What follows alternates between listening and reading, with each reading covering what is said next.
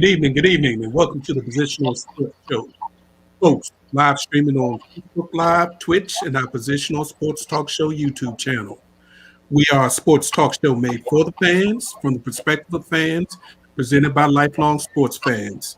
We will provide our opinions and positions on the hottest topics in sports this evening. My name is Big Reg, and I'm joined this evening by my normal partner in crime. What's going on, Professor J? How you feeling this evening? Hey man, I'm blessed. I'm feeling great. Welcome everybody. Let's get it. Praise the Lord. We got J3 in the building. What's going on, J3? What's up? What's up? What's up? We got my brother Ed in the building. Brother Ed, how you feeling this evening, partner? I feel really, really well. I'm tired, but I have to admit there's never a time that I jump on this microphone and I'm not glad to talk sports and see you guys. Amen. And we have one of our normal contributors back in the building after a little time away. J Minnie's back in the building. What's going on, J Minnie? Good to see you back there. Welcome, J Minnie. And this evening we have a special guest. I call her Moms. This is Carolyn Marshall, and we will get a chance for you guys to get to know Miss Marshall, but she is not only a huge sports fan, but a great woman. So welcome, Carolyn. Thank you for this coming on the show for us. Thank you. Right. Be here. All right, at this point in time, we're going to turn the show over to J3 and let him do his thing. All right. Welcome again, Carolyn Marshall. Thank you for joining us today.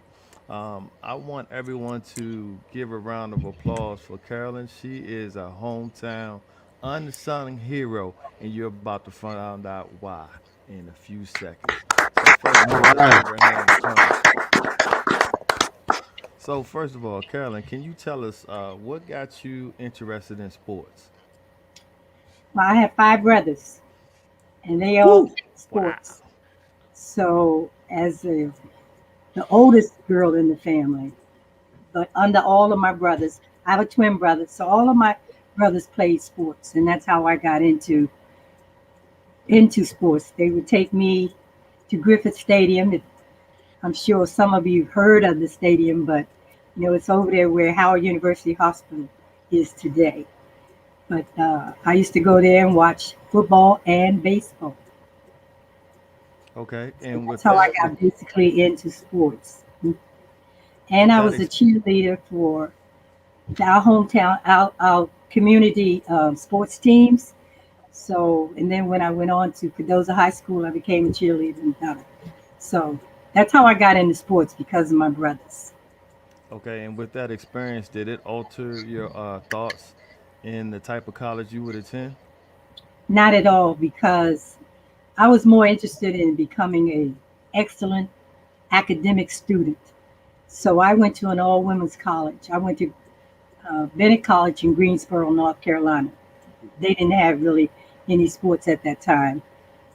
So my main focus was to become academically great, and I did for 2 years anyway. And with that being said, what were your thoughts about attending the HBCU? Back then, we didn't have any thoughts. We just had to go to a college that would accept us. Mm-hmm. I came home after 2 years of attending Bennett because my mother was ill. But the University of Maryland, I applied to them, and I want you to remember now, this is back in the late 60s. The University of Maryland told me that I would have to take all those courses that I took at Bennett College over again. So what?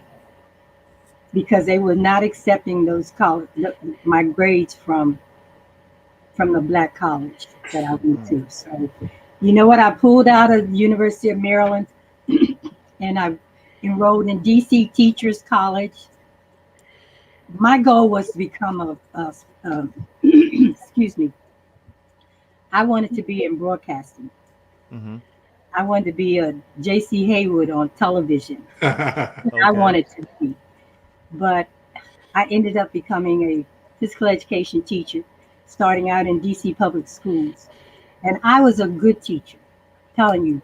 My girls and my boys learned everything together. My girls learned to do an inverted L during football season. They learned to waltz, they learned to dance, they learned to play kickball. I mean, it wasn't any sport that I didn't teach my kids at on in the elementary school level. So as you were a teacher, teaching gymnastics, I mean gym class Physical ed. Physical or physical education. ed, sure. Did that enhance the love of sports for you?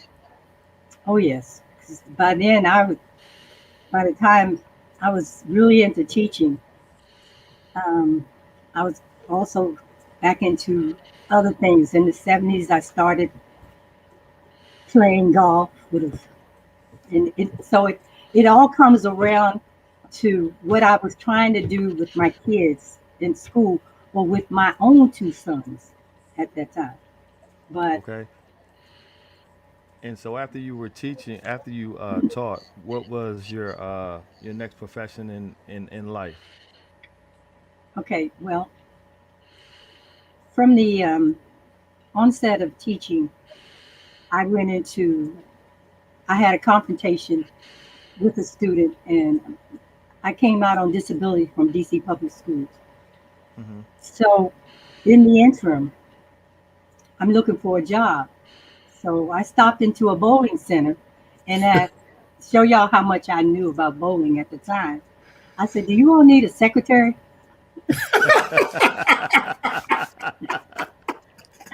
The man said, sure, we can hire you. So, they hired me. In 3 weeks, I took his job as manager. Wow. I learned a lot about bowling. I can read a lane. I can tell you where to place the ball. I mean, I learned everything there was to know about bowling. I can fit you for a fingertip or conventional bowling, left hand bowlers, right hand bowlers. So, but in the interim with playing, being the manager of the bowling center, I I also had a friend that had me in golf. Now let me tell y'all something about golf. Golf was back then a very prejudiced sport. I mean, I worked the Kemper Open, which is the big PGA tournament that we had in this area for 19 years as a volunteer. I worked that tournament. I walked 18 holes of golf for 17 years. Wow. I was the first black female scorer for the Kemper Open. Now the scores back then, they had to walk behind the pros keeping their scores. So I had to make sure that I was very accurate in keeping the scores of the pros. At the end of the round, I would go into the tent with the pros, and you have to read their scores to them in threes, like 4-3-3, 4-5-6. You know, no, not many of them had a six, but no, that's a double bogey. But anyway, I did.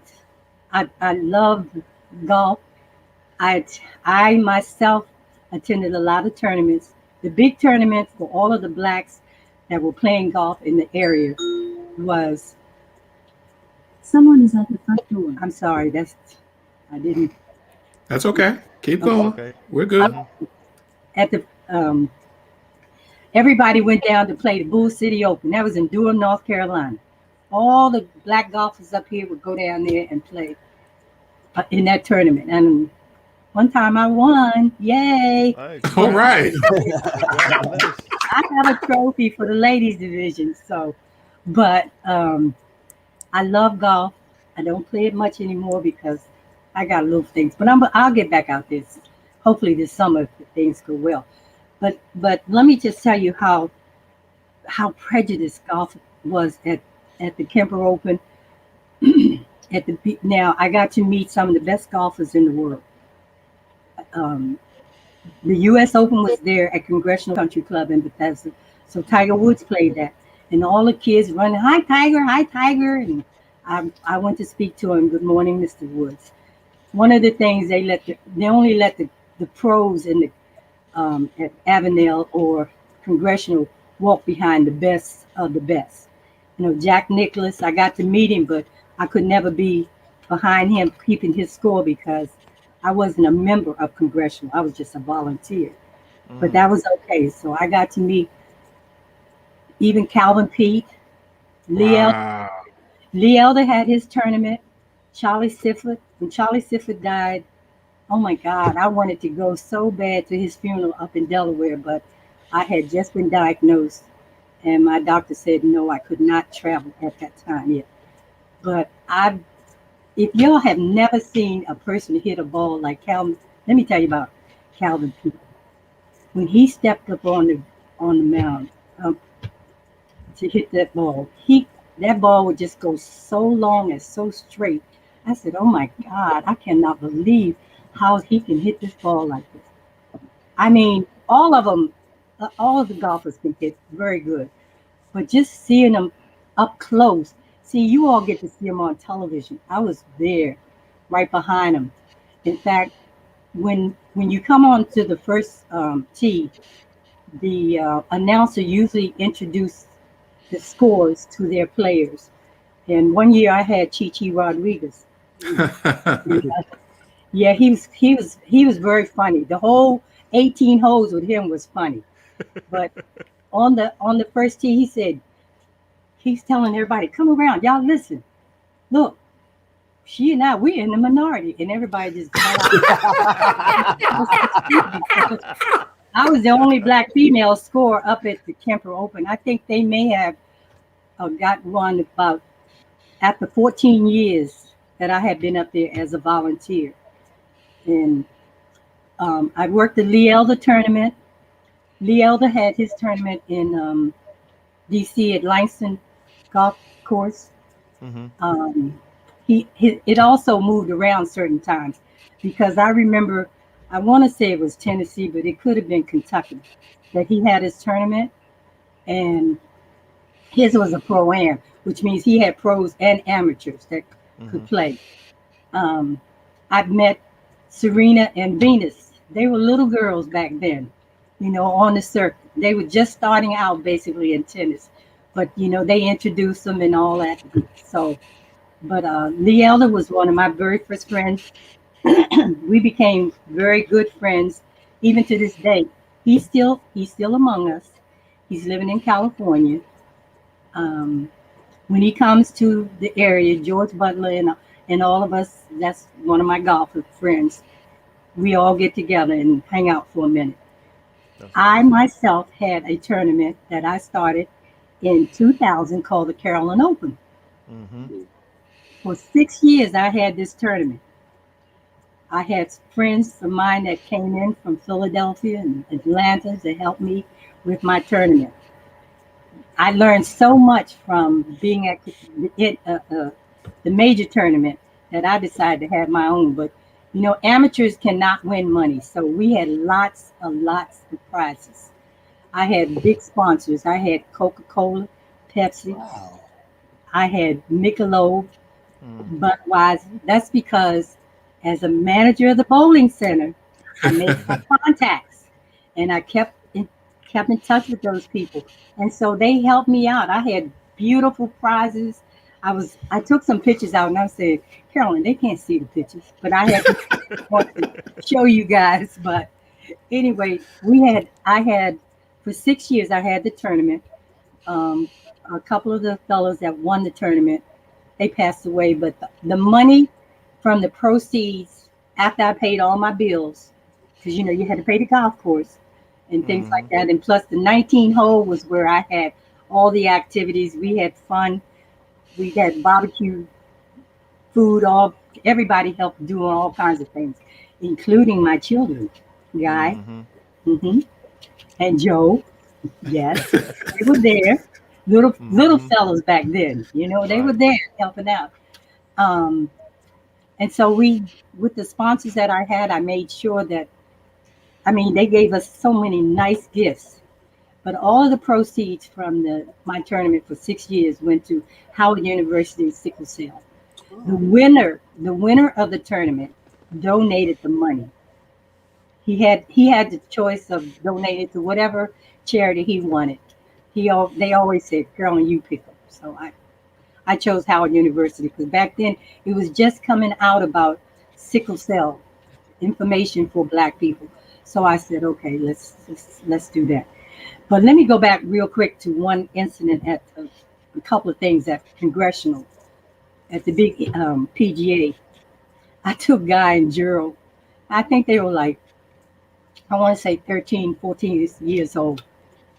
Their lip was poked out, because they didn't want to stay there.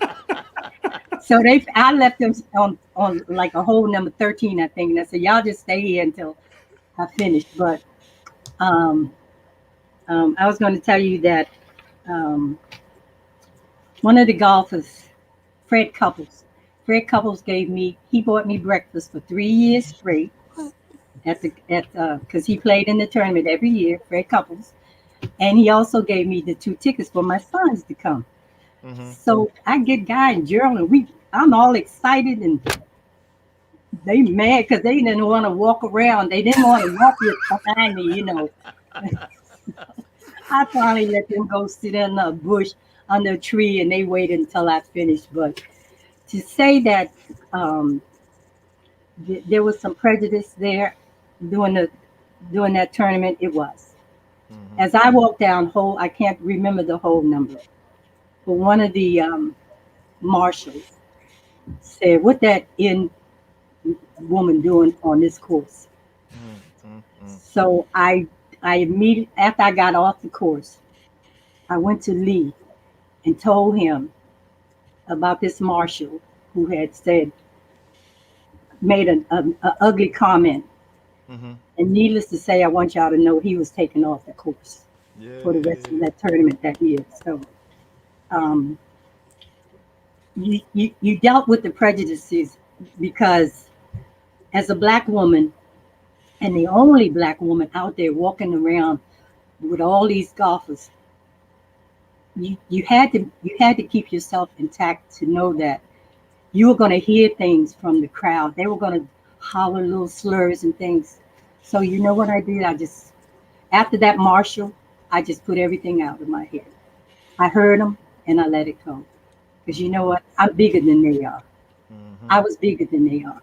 I'm walking behind some of the best golfers in the world. I may not have gotten to do Tiger Woods and Calvin Peete. Yeah, I did do Calvin Peete one year. But, Anyway. So my question to you next is, what did you do after you finished your bowling career and you finished your golf venue or your experience? What did you do next? Well, I met this gentleman named Mr. Somerville, and he was working for a private marketing firm, and he told me about it. And so I joined them and started working with this. His name was Ed Becker, because I just talked to Eddie not too long ago. Okay. And I worked for them at most of all of the football games in our area.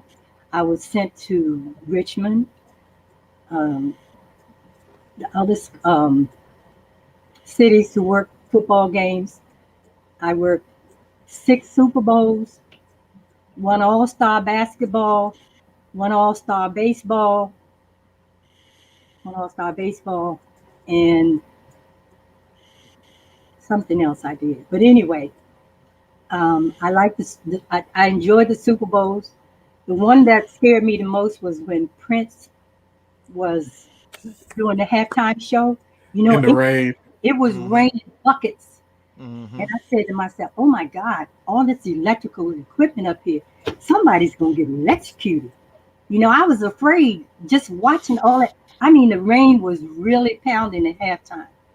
But nothing happened. Thank God nothing happened. But I enjoyed all of the Super Bowls that I worked. So I got to work the Super Bowls. Let me tell you all about Giant Stadium, though. I did go to work Giant Stadium on a Monday night. back then they had a moratorium, meaning they could not drink beer in the stadium on Monday Night Football. So what they did was they would stay out on the parking lots and party until 9 o'clock, and they would rush the gates. I'm telling you, it was like a Mad Hatter's ball to see the Giant fans at 9 o'clock, because that's it. You can't have no more beer because you got to get in now. You're gonna want to get in to see the game, and they rushing. I mean, you literally have to really step over the cans that are on the ground because they drink and just run to the gates. It was crazy. But I tell you, the other place that scared me was Philadelphia. That Chief got his ribs broken in Philadelphia. So one weekend I'm up there working Philly game. And the guy looked down at my tags and he said, "Oh, you got Maryland tags. You're a Redskin fan." I said, "Oh, no. I'm not a Redskin fan.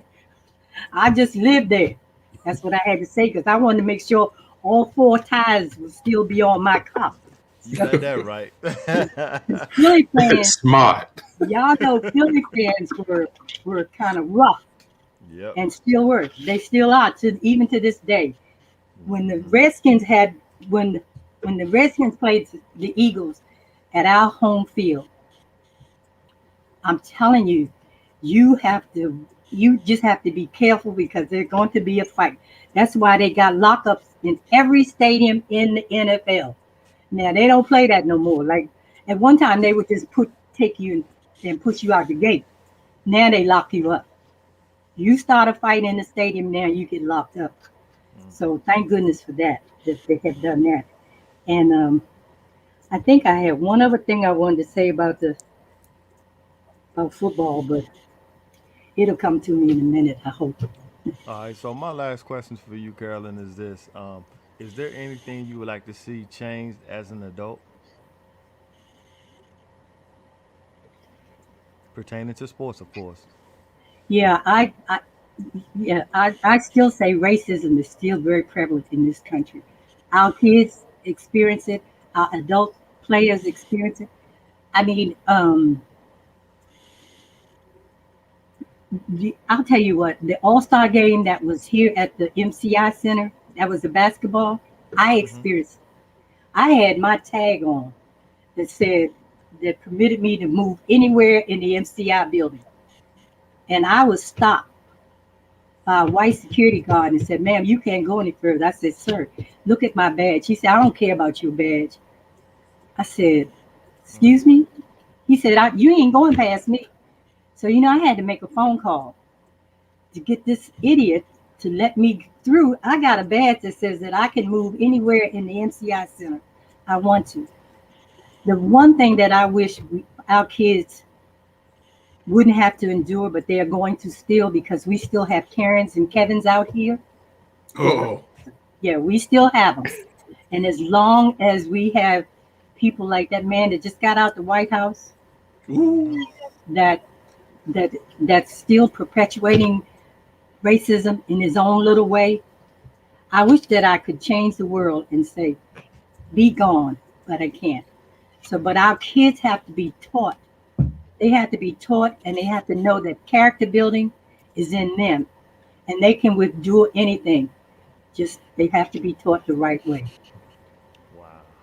Wow. Thank you. Thank you. Thank you. I have one last question, Mhm. Mom.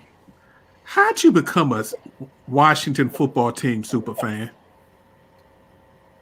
Because my brothers would take me to Griffith Stadium to see the Redskins play, and I was a Washington. I'm born and raised in Washington D.C., so I maintain that I'm going to stay with my hometown team. Even, but that's how I became. I mean, a real staunch Redskin. Sometimes I get mad in this household, but I have learned, Ed. I'm telling you, I have learned how to keep my mouth shut in my own house. You know what? Sometimes I would like to go to bat with my son. This is guy. Guy. I mean, he starts cowboy, but it's okay.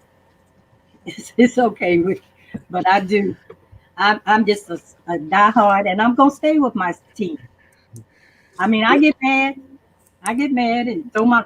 I got pillows down in my Redskin room that you can throw at the screen because you know it won't do anything. They're made just for when you get mad, you can throw them at the screen. That's what I I had need to some of tell those.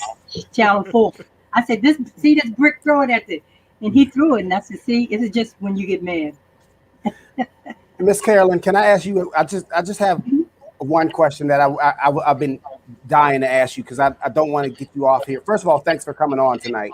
But what I want to ask you, as a growing up in the '60s and coming into your own in the '60s, and you told us this wonderful story about how you fell in love with sports.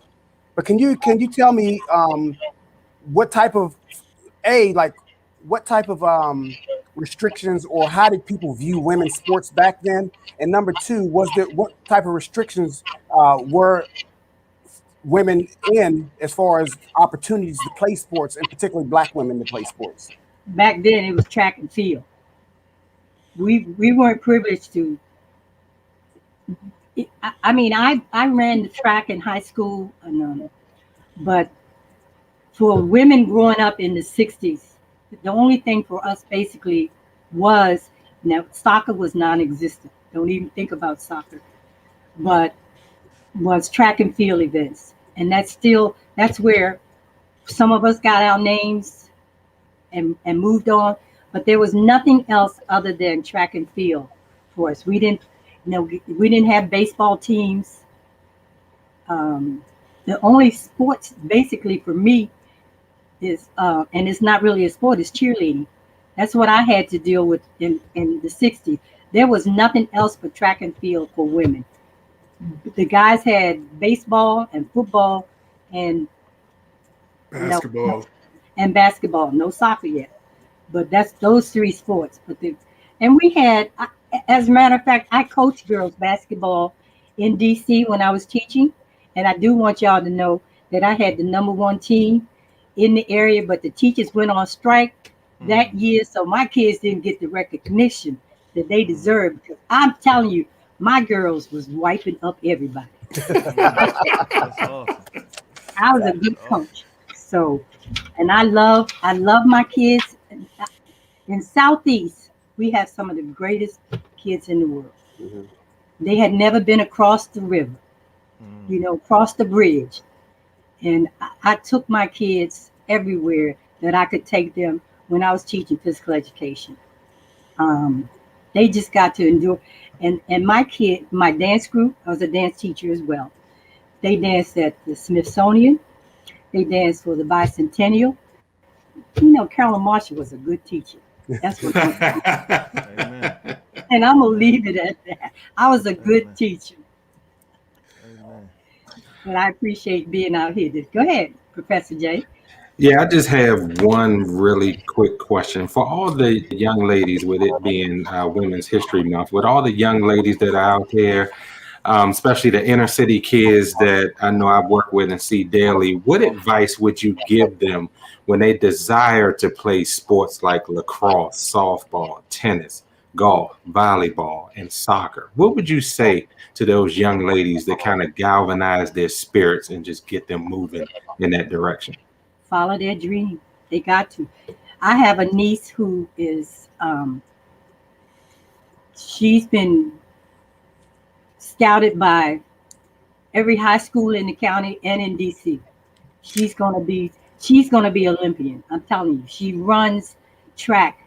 But I will tell all young people right now, if you have a desire to do well, follow your dream. You got to follow your dream. If you want to be a good basketball player, you got to follow it. You got to do the right thing. I want to say this real quick. With football, with our young people, with our young men, they need to understand that if you are a quarterback, and you've been selected to play out of 34 as a head quarterback, 32 teams, you're magnificent. 32 men. Mm-hmm. And then we get these kids who see, they followed their dream, but they didn't have any guidance behind them. Mhm. Now y'all know I'm talking about Haskins. Okay. He did not have enough he did not have enough guidance behind him.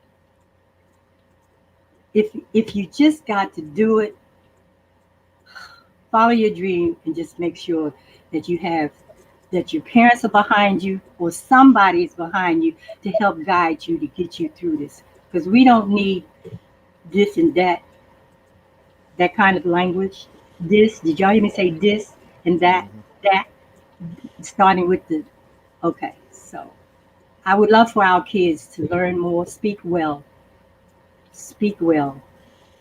I want to do, I got one more thing I want to tell you. I met, what's the coach at Georgetown right now? Basketball. Patrick Ewing. Patrick Ewing. Patrick Ewing. I met Patrick Ewing at a car wash one and he, if he remembers this. So I was going to help Patrick Ewing speak, teach him to speak well. I'm a teacher, so I'm going to help him. When the NBA heard that there was this lady that was going to help Patrick, you know what they did? They told me to mind my own business. Wow. They did. And so I never got to work with Patrick, but we had set it up to do it. And I was excited about it because I love to talk, as you all can tell. I love to speak well. If I've crossed any T's that I didn't say, but anyway, I was devastated that the NBA decided to do their own thing and bring in their own teachers and instructors. But I was happy at that point too, because a lot of our players back then, especially back then, did not speak well. And y'all know that. You all have heard those our players back in the day. Blah, blah, but you've heard them. And they do a lot. Come on, Ed. They do a lot better now. They speak a lot better because I think somebody has gotten behind them and has guided them. So I say to my young people out there, follow your dream. If you want to be a basketball player, I worked some of the Mystic games. Boy, you know, I worked a lot of games, Charles. All kinds of games. Baseball, basketball, you name it, I've done. When I say I worked on, that was with that private marketing company that I work with. But if you have a desire to become something, tennis player, follow your dream. Stay focused and stay focused. This is actually a good segue to bringing Jay Minnie to the mic. And one of the reasons why I wanted to bring Jay Minnie to the mic is because she was actually in a sport that probably wasn't even considered back when you were growing up, Carolyn, and that was competitive swimming. So, Jay Minnie, can you tell us the experience that you had and how you came about enjoying competitive swimming? Okay, so my first swim lesson was probably when I was about 3 years old. It was at Allentown, and I think I didn't necessarily have the drive to learn at 3 years old. I just knew that I was in a pool, and pools were fun. So I've always had a love for the pool. That was no problem. And then when I was about, I'd say 11 or 12, I went on a trip with the Girl Scouts. I was a Girl Scout. I went on a trip with them. We went to this resort in New York, and they had a pool and they had a swim slide. I wanted to go down. I went down, couldn't swim, and almost drowned. So as soon as I came home, my mom was like, "Nope, not doing it." So she put me back in swim lessons.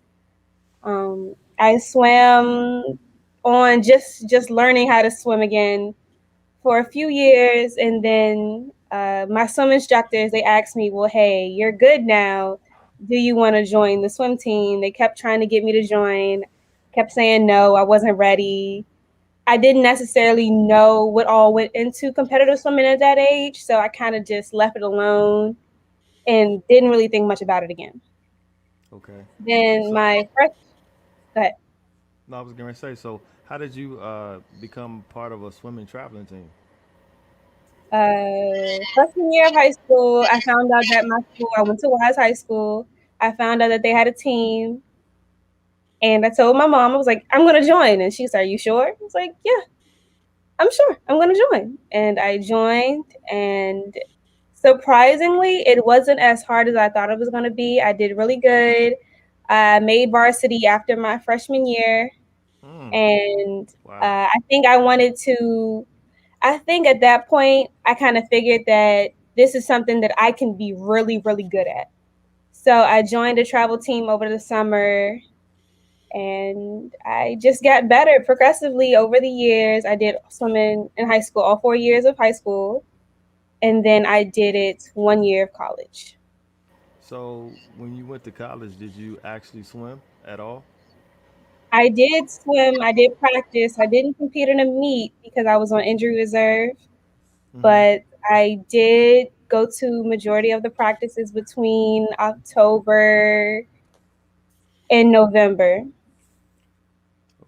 And I think what was going through my mind was that all of my friends were student athletes, and I wanted to be a part of that student athlete culture that they had on campus. The majority of the students on that campus were athletes. Mm-hmm. And for some reason, I just think that I didn't have the drive. I love swimming. I've always loved swimming, but I didn't necessarily have the drive to compete on a college level. Okay. Was that psychological or was that physical? Because there is a difference. Yeah, there's a difference. I think it was all psychological. I just think that I was trying to find my footing in college, and I think that being an athlete just wasn't for me. As well as I did in high school, I made honor roll continuously throughout high school while being on the swim team, and for some reason college just it just wasn't clicking. And that's okay. I didn't beat myself up too hard for it. I understood that if I wanted to do better, I could have done better, but it just wasn't clicking at that time. Okay. Now, as far as swimming in the collegiate level, I know you've attended both a PWI and the HBCU. If you had to compare the two as far as support for each institution, which one would you say had more support for the sport? I will say that swimming, there's probably only one or two college HBCU colleges that have a swim team. One of them being Howard, and I Mm-hmm. think A&T may have one now. I know there was talk about it a couple of years ago, but I know for sure Howard has one. And I think that swimming is one of those sports where it's real selective. And I will say that when I was on the travel team, I was told that there is a height requirement for female swimmers, and I'm short, so I wasn't going to make the height requirement. But I do think that swimming is one of those skills that everybody should learn, and I know that colleges with pools do offer swimming as classes, Mm-hmm. but it's not really enforced. And I think it should. I think all people should learn. Everybody should learn how to swim. Not everybody does know how to swim. Some people are scared of water. I think that everybody should learn how to swim, and it's a survival skill. But Mm-hmm. as it pertains to support for the colleges, when I did go to my PWI, everybody had that support. It wasn't one particular sport that was favored over the others. At least from what I could see, it seemed like every sport had its necessary funding. Every sport had all the players that they needed. It wasn't, none of the sports from what I saw were lacking in anything that was support or financial, if that makes sense. Absolutely. But when I Absolutely. transferred to my HBCU, I did notice that some of the golden ticket sports like basketball and football and maybe even soccer, they do get their first pick of funding, Mm-hmm. but I don't know where that comes from necessarily, but I think that it comes from just like how as a country we favor American football. in American basketball. I think that that's what it's like at a HBCU. Whereas, other sports like bowling or gymnastics don't get the necessary attention because nobody's really talking about it. Mm-hmm. Whereas football and basketball and maybe even soccer, track and field as well, they get the necessary attention that they need to make the funding, to make the sponsors, to make the necessary attendance to keep these sports functional.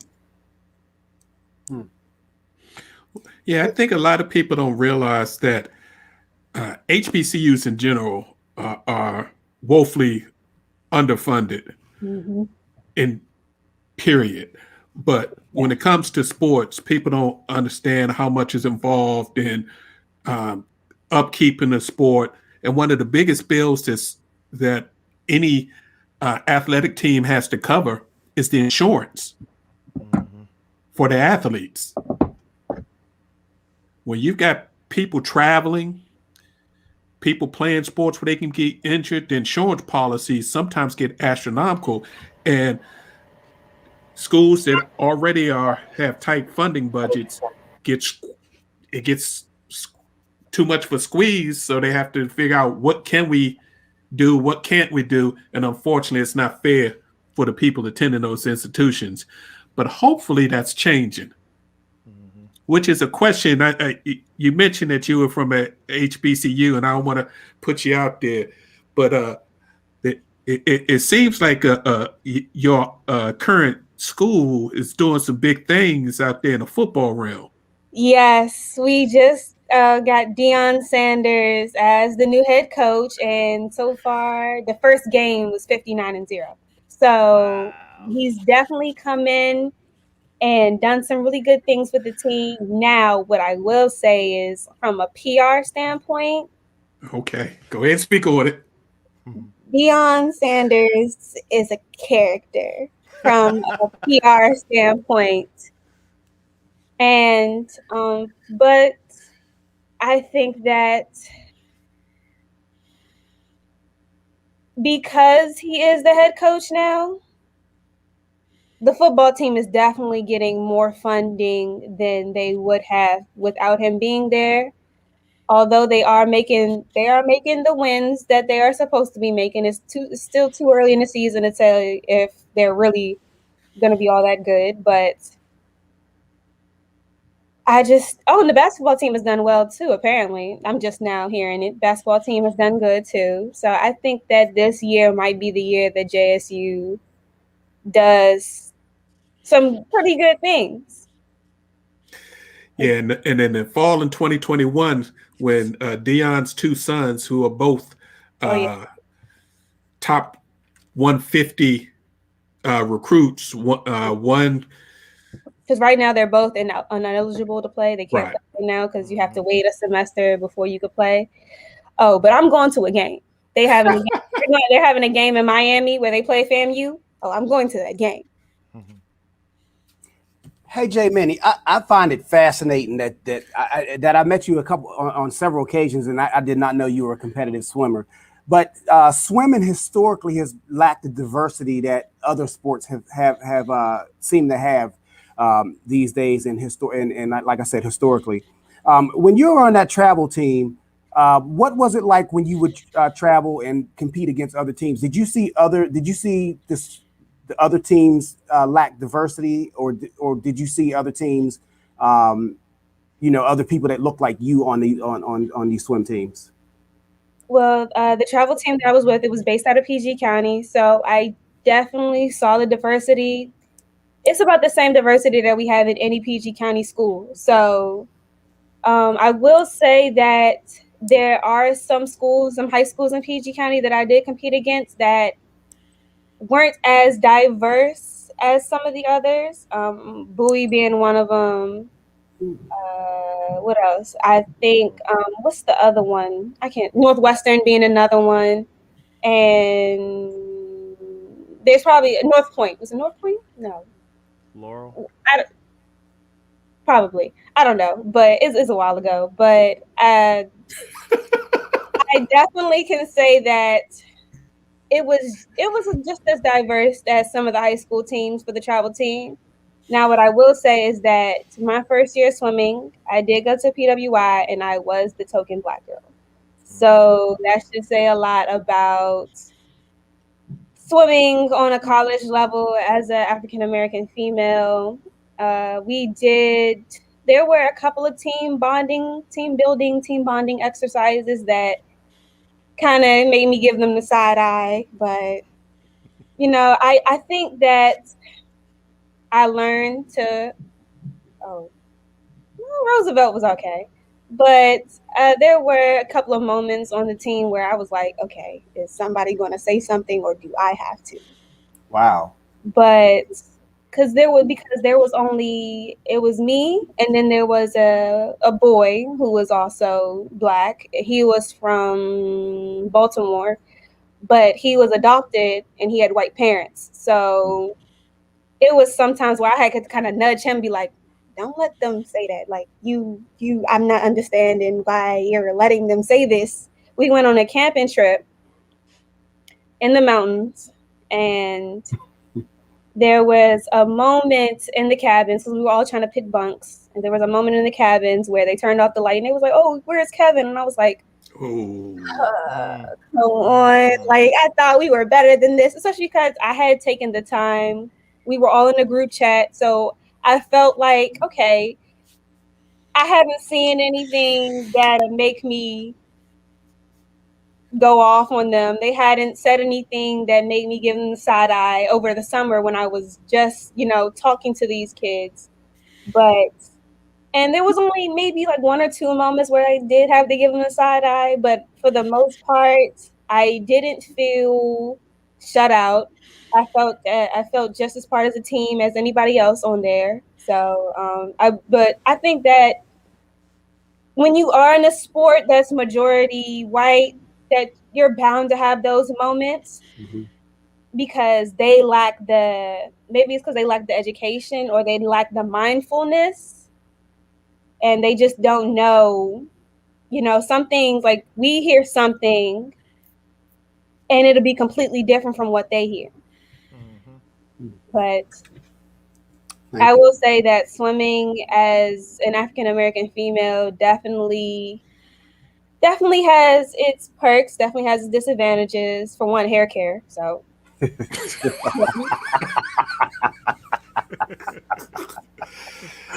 Professor, did you have a question before we move on? Carolyn looks like she has a question. No, I was going to say Justice has. Can you hear me? Yes. Okay. Justice has been competitive practically all her life. She has a black belt. Is it a black belt, Justice? No. What color was it she had in karate? It was like yellow and orange. I think yellow and orange. So she's been very competitive most of her But life. I have some of my ribbons still from swimming. I still have some of my ribbons. I think I was actually MVP my senior year of high school. I actually made MVP of the team. That's awesome. Congratulations. Well, we greatly appreciate you ladies sharing your stories with us. It's a great kickoff to Women's Month. And I just appreciate y'all, one, for helping support Post, Jay Minnie for being part of our extended team. So just always good to get a female perspective on things and to see how things have been and some of the, unfortunately, trials that you've had to deal with coming up. Professor, you got something for us? Yeah, I was just going to say that I know exactly how Jay Minnie is feeling, because not that he was the character that Neon Dion is today, but when Doug Williams first came and took over the football head coaching duties at Morehouse College, I mean, it was just like a dream come true, because I had gotten a chance to have a one-on-one with him and thank him because, he was Super Bowl champion for the Washington Redskins.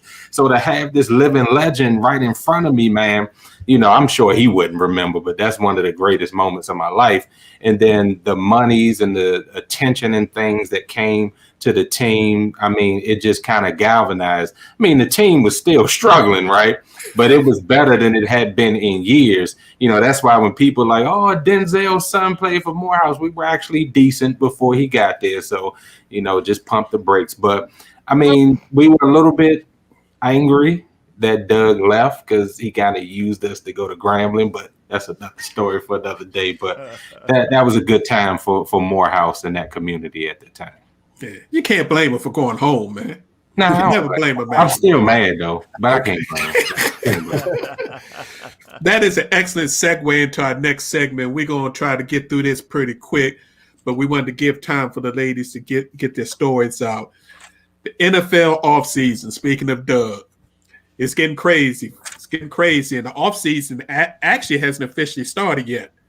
The biggest news of the week was former Texan, 3-time Defensive Player of the Year, J.J. Watt, yesterday signed a 2-year, $31 million deal, 23 of it guaranteed, with the Arizona Cardinals, giving the Cardinals the top 2 sack providers since 2012, teaming J.J. Watt with Chandler Jones. So what y'all think of, J.J. deciding to go to the Valley of the Sun in Arizona?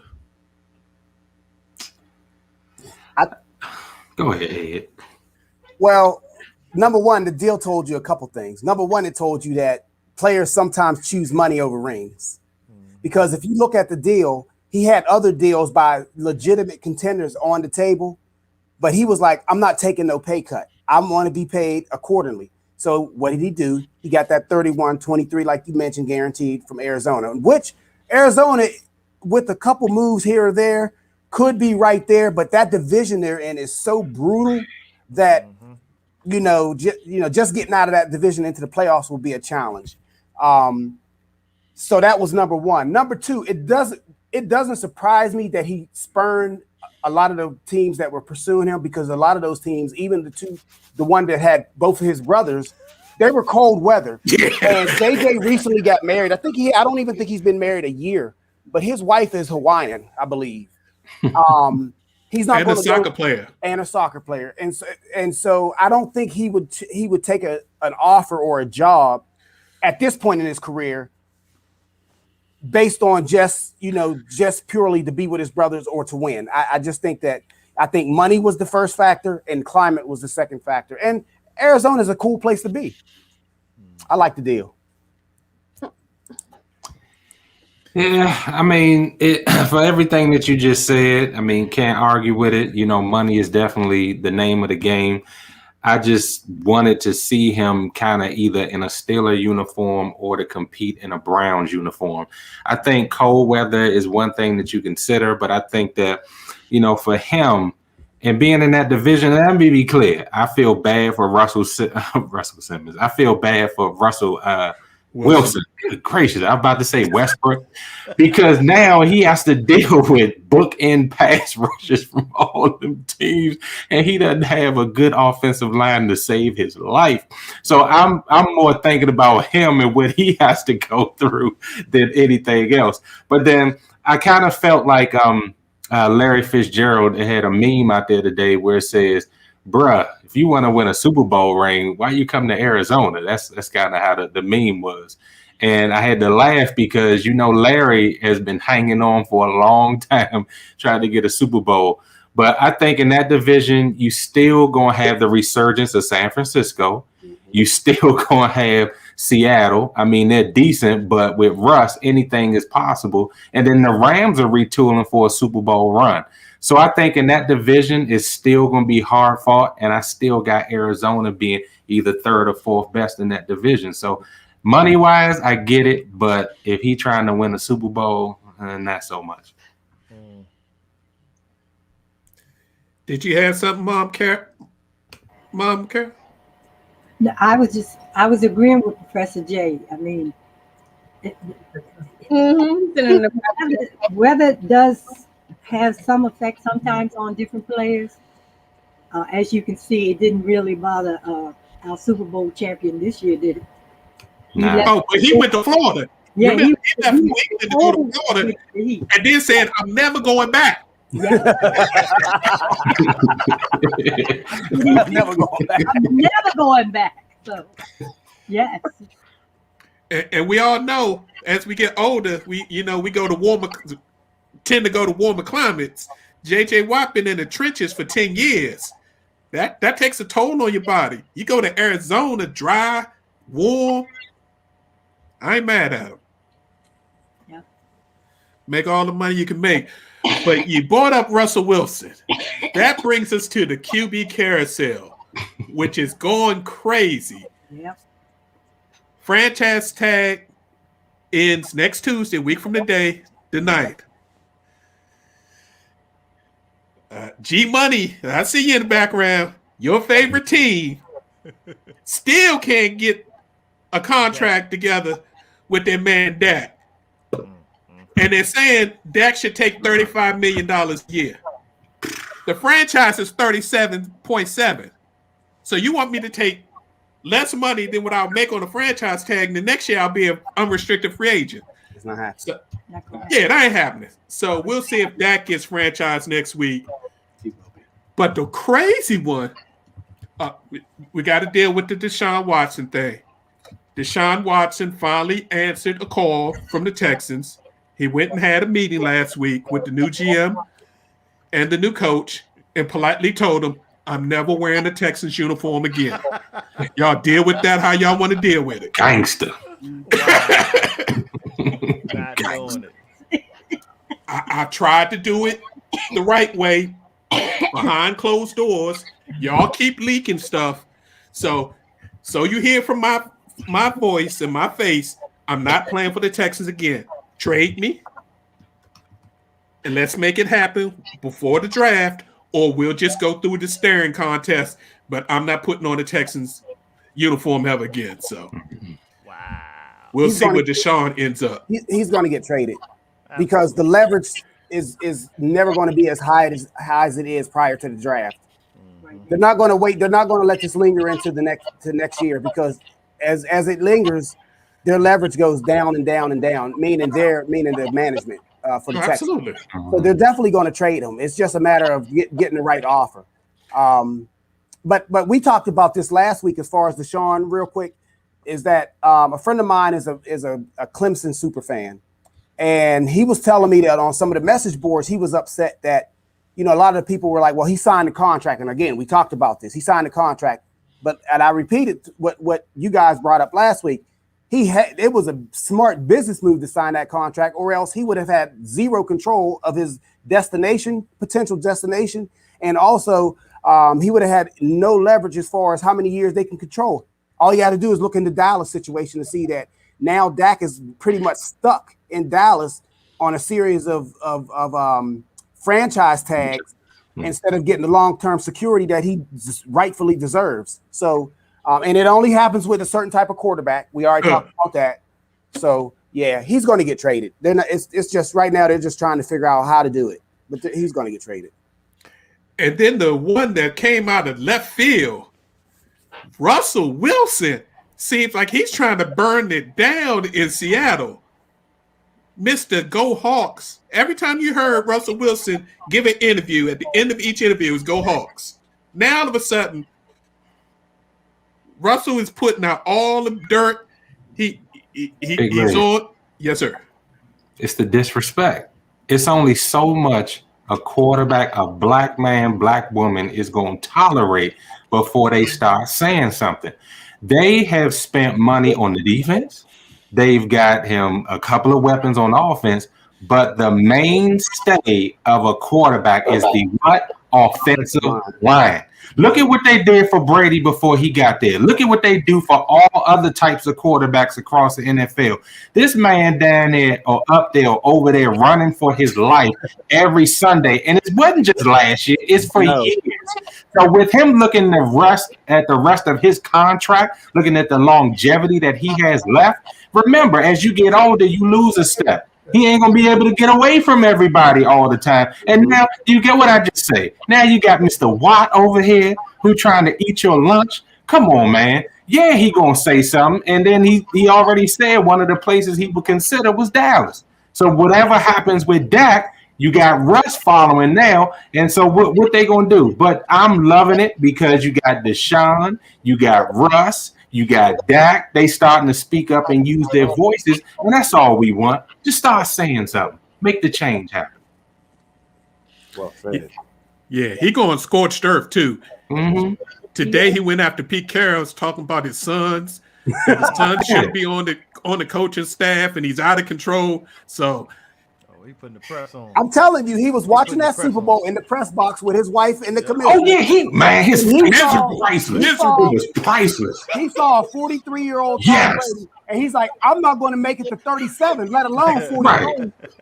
He was like, "Nah, this got to change." I'm telling you, that's what happened. But it was probably in the works because according to like the rumors that are starting to trickle out now, he is apparently during the season he started getting fed up with the hits.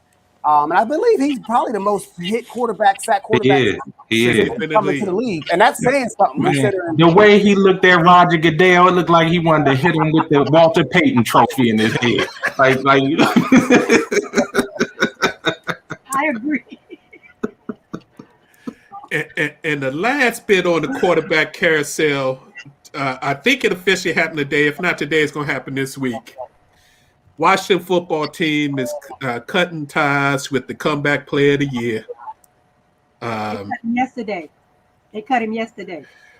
So Alex he's Smith. airing out some dirty laundry too. Yeah, that was gonna be my question. Y'all think that GQ article that came out kind of put that nail in the coffin? today, I messed up their plans. Yeah. They cut Alex Smith yesterday. And, Alex Smith is a good dude too. He is. He really is. It seems like I don't know what Miss Carolyn, maybe you can answer this. I don't know what the Washington football team wants out of a quarterback because it seems like they can't settle on. Because it seems like they can't settle on one to save their life. They've had quarterbacks in the building, and for whatever reason, they've exited just as quick as they left. And when they've left, they've been bruised, battered, and beaten. Except for Kirk Cousins, they've been bruised, battered, and beaten. I don't get it. One of the things that Washington carries as the notoriety is that we've had a lot of quarterbacks. We've had a lot. More than most teams. And we have not done well. But I'm thankful that Alex Smith played with us this year. But I think it's right for him to go out while he's on top. Mm-hmm. I mean, this last time he got hurt, that could have been worse than the first time. Yeah. So I admire him. I think the Redskins, Washington did the right thing by letting him go. At least he's on top. Everybody's saying a lot of things. He gets a lot of accolades, and I think that's wonderful. But your health means more to you than sometimes you got to put your health first. Yeah. Is there anybody out there on the QB market, or who would you like to see the Washington football team go after for their starting quarterback, or is it Heineke time? Cameron Darrell Newton. Ooh. Right now, Heineke, he's like this to me. Let me see. We just don't have a quarterback. We just don't have a quarterback. Right now, we still like we were 10, 15 years ago. We still don't have a good quarterback. Could I interest you in maybe a Jameis Winston if he doesn't re-sign with New Orleans? New Orleans ain't letting him go. They ain't letting him go. You can pay him more money. No, But I think Jameis wants to be with a winning organization. And if he has any brain in his head, he would look at how the quarterback, we just talked about it, has been treated in this city. Look at what he has in New Orleans. That team is a contender. Why would you leave that and come here? That team is $60 million over the cap. Some of them people ain't going to be there, partner. Yeah. Man. Y'all gotta realize, regardless of who we bring or who we have, until we fix that offensive line, we're gonna be saying this for the next 4 or 5 years. It's the same thing. The I don't want him getting broke up. Exactly. Exactly. Work on that line first. Then think about getting it. Let Heineke take that. Let him take it. He gonna look like Patrick Ramsey back there next year. Watch what I tell you. Watch what I tell you. That over years. Yeah. Patrick Ramsey used to get punished. Watch what I tell you. Watch. That's the last time I see the white quarterback get punished like that. Oh man, he said Patrick You wrong Ramsey. for that, Professor. You wrong for that. All right. I see it's starting to get a little late. Just real quick for you combat sports fans. Next week we're gonna talk a little bit about boxing. Boxing had a terrible weekend last weekend. Oh man, Canelo. And not only just Canelo, Premier Boxing Championships, boxing had a bad weekend. And now this weekend, you got Dana White and his UFC coming in strong. UFC 259, Dana White's putting 3 title fights on. Yes, my girl. You've got the light heavyweight champ, Jan Blankovic, defends his belt against middleweight champion Israel Adesanya, trying to be champ. The co-main event is a champ.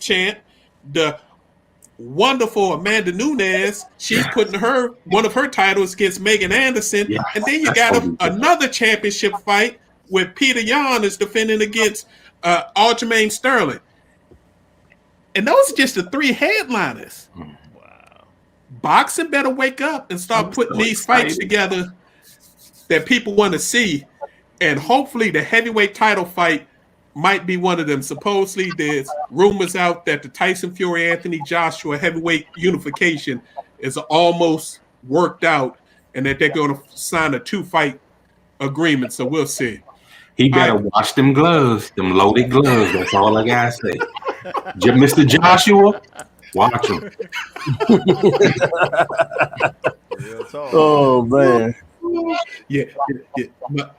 Our man Queensbury Tony will appreciate that. All right, Professor, it's time for your takes, Bonnie. You ready? Yep, let's get it in. All right, everybody, let's hit up the post takes for this week. This is my salute to women in sports. All right, to kick things off, Dominique Dawes is back.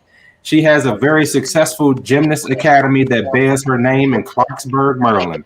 Recently featured in our local news market, she is taking an unconventional approach to training gymnastics. She wants it to be fun. Dawes recalls the rigors and challenging times of training and said that it was often not fun and there were times she wanted to quit. Her goal is not to create the next world or Olympic champions, but for kids to have fun. Be in top physical shape and learn the art of the sport she loves. She says that if she gets an Olympian, she would be proud, but wants her classes and experiences to be enjoyable. The NCAA Women's College Basketball March Madness bracket is near. The current top seeds are UConn, who is the #1 overall, South Carolina, Stanford, and Texas A&M. This is an exciting time for college basketball since COVID canceled both the men's and women's tournaments last year. We could possibly have a treat of a showdown between Gino and Don in the Final Four between UConn and South Carolina. We are sure to see plenty of upsets, especially from at least one heavy underdog. Could it be BYU, Notre Dame, South Dakota, or Miami? Watch out for the Crimson Tide of Alabama and, of course, the UMD University of Maryland Ladies Terps. This should be exciting. Okay, let's run it back. Just in case you were under a rock at the end of January, Jennifer King made history as the NFL's first Black female assistant coach for the Washington football team. She is certainly adding expertise and a talented persona to the running backs room as they prepare on and off the field to be their very best. Head coach Ron Rivera raves about her work ethic, intellect, and voice. I love this one. Ozzie Fudd is the local basketball phenom hailing out of St. John's Catholic High School in Washington, D.C. And that was tough because I'm an Archbishop Carroll alum, but I'm going to give credit where it's due. All right. She is the daughter of former Georgetown star and WNBA player Katie Fudd. Ozzie has been one of the most sought-after basketball players in the country, either male or female. She has committed to UConn. Her best stats came her sophomore year, averaging, get this, y'all, 26.3 points, 6.2 rebounds, and 2.5 assists per game. I know Jay Wills probably shedding a tear on that one. She's coming off of a torn ACL and MCL in her right knee, and she led Team USA. After successful surgery and rehab, she still managed to come back without skipping a beat and has earned the top ranking as the #1 star recruit for women's high school basketball. Check her out or check her full story at ESPN.com. Double good trouble. Shout out to John Lewis for the LPGA. Tanika Mackey is the first Black woman of Bahamian descent to caddy on tour. As a former golfer, MS has sidelined her dreams of competing. That's multiple sclerosis for you guys, but not at serving and enjoying the game that she loves dearly.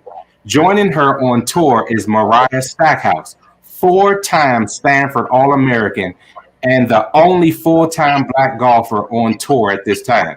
She is the 7th African-American player all-time on the LPGA Tour. Play ball. We could never omit the huge strides made in Major League Baseball. Kim Ang is the first woman and Chinese American to hold the vital position of general manager. As the GM of the Florida Marlins, she will be instrumental in putting together a lineup that will help Captain Derek Jeter be proud of it. Not to be outdone, Bianca Smith was hired by the Boston Red Sox as the first Black woman to be an on-field coach. Keep hitting home runs, baseball. And lastly, dreams do come true. In a righteous and solid move by the WNBA, the Atlanta Dream was sold from the clutches of former Senator Kerry Loeffler and sold to real estate investor Larry Gotsdiner. His ownership group, you guys, includes former Atlanta Dream guard Renee Montgomery, making her the first WNBA player to be an owner and executive of her own team. She is dropping actual dimes, y'all. She is truly a boss. Let's give it up for women in sports. Back to you, Big Ray. Nice. And that Renee Montgomery piece is special. She is a college champion. She attended UConn. She's a WNBA champion. She won 2 titles with the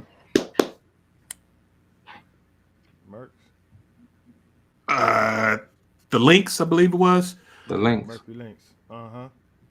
And she decided last year, she sat out last season to become an advocate for Black Lives Matter rights and things of that sort.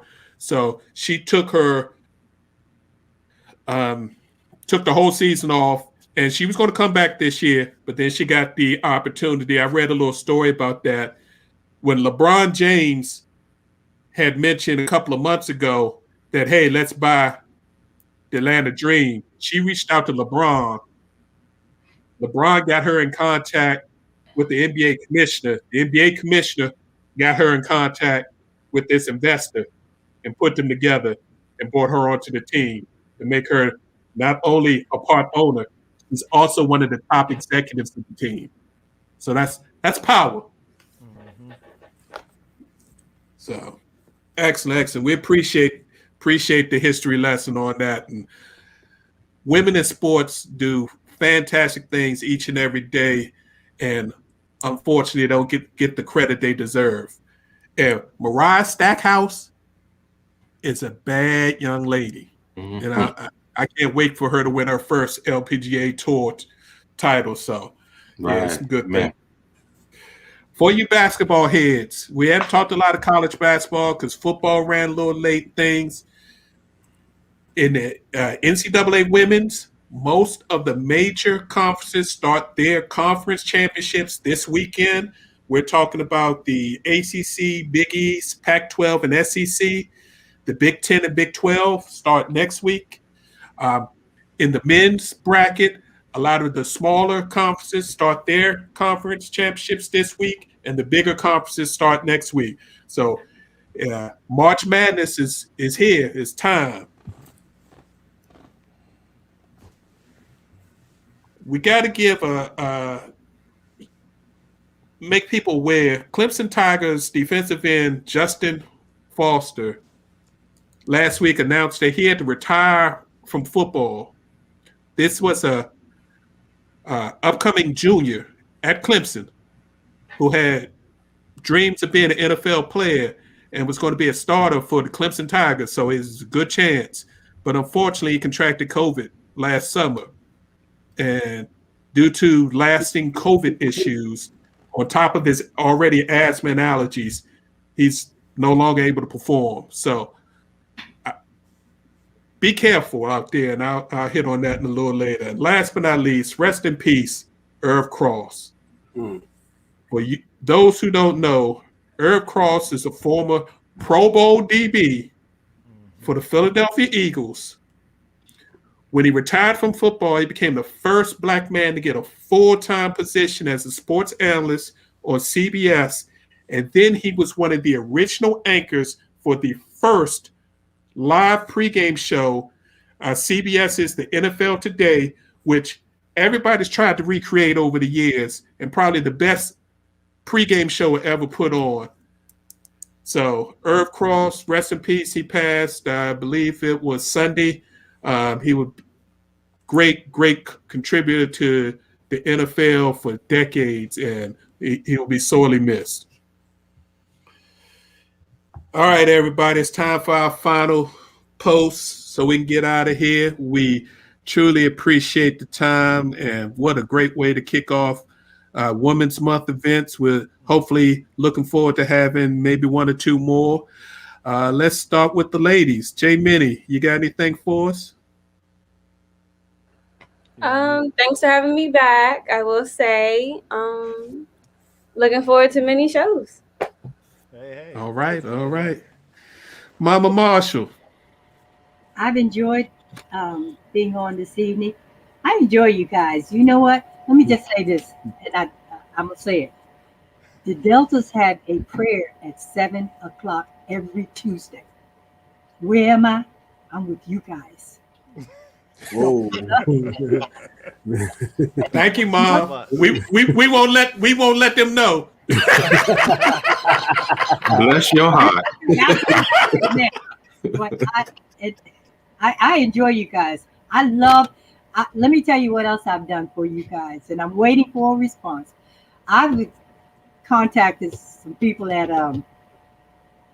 ESPN, and I told them, I said, if y'all want to hear some young men that know football, basketball, baseball, y'all need to turn into my guys. That's what I call y'all, my guys. I'm just waiting for a response, and I'm serious. I think that you all are right up there with all the rest of them, because y'all are very knowledgeable. I love the fact that you are very, very knowledgeable about the sports, all of the sports. And I think that ESPN needs to check y'all out. I do. Thank you.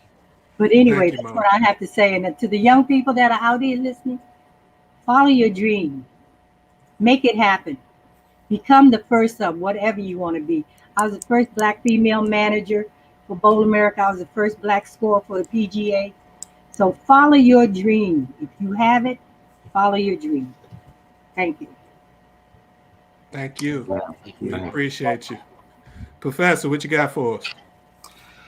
Yeah, in the same vein that you were, Big Reg, I just want to remind people of the greatness of Mr. Vernon Jordan, who passed away. He's certainly more than just an icon. He, growing up and seeing the things that he accomplished, I put him on the same tier as Ron Brown, that was tragically killed in that plane crash. What they did for, our folks, what they did for the country, what they did, with a clear conscience is just immeasurable. They were just outstanding men. And I just can't, let this moment pass without acknowledging his contribution to all that they've done in this country. And then lastly, former Notre Dame legend, Louis Nix. He played for the Texans and the Giants. At 29 years old, he tragically passed away. And there's some mystery surrounding his death. So I just really want to offer prayers for his family during this tragic time. Thank you. Excellent point. Excellent point. Ed, what you got for me, brother? First of all, I want to thank Jay Minnie and Miss Carolyn for gracing us with your presence. We always appreciate you, Jay Minnie, and thanks for coming on and giving us a history lesson, Miss Carolyn, and telling us about your extraordinary life. So thank you for that. But also, as a girl dad, and we're coming off we're actually in the midst of a tumultuous time, and we're celebrating women's history. I just want to say, as a girl dad, again, and an advocate for women, we cannot afford to go backwards. And right now, they're actually trying. There's several things on the table as far as laws in certain states where they're trying to restrict or the voting. And voting is not limited to just presidential elections. It doesn't just impact the White House. It impacts literally every form of your life in this country. So please be conscious of what people are trying to do. Just because we're not in a big election year right now, it's vital that we're diligent and conscious of what people are trying to do behind the scenes as it relates to people having the right to voice their opinions and punch that ballot. So please stay safe. Thanks for tuning in.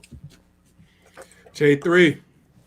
Well, of course, I definitely got to thank Miss Marshall and Jay Minnie for being on the show. It was an honor and a pleasure of having the opportunity to do the interviewing to you all.